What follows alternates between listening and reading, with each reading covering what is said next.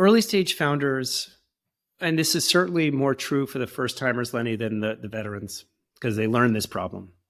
The first timers are like 20 something year olds in a bar, and they're being social for the first time in their lives.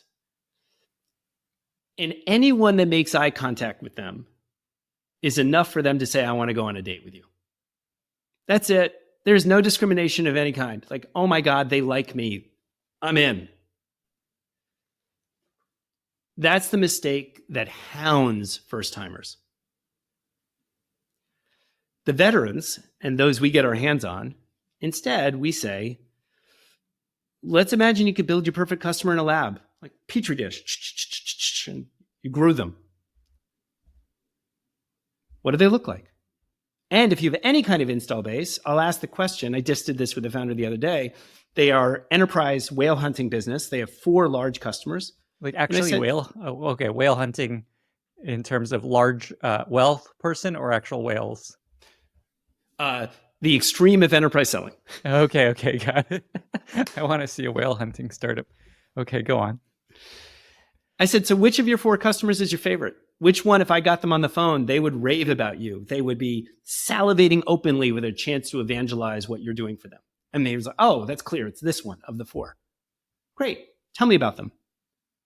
And what you start to see and pull apart from that is the founder does have an ideal profile. They do have a dream.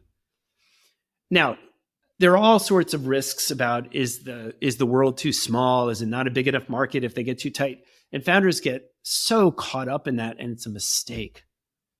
Because all we're looking for in the beginning is a white hot center of opportunity, a small population that is an enormous fan, is getting enormous impact. We can worry about adjacencies and expansion later. I like to remind them that Amazon just sold books. Like, we can start with one thing and be great at it.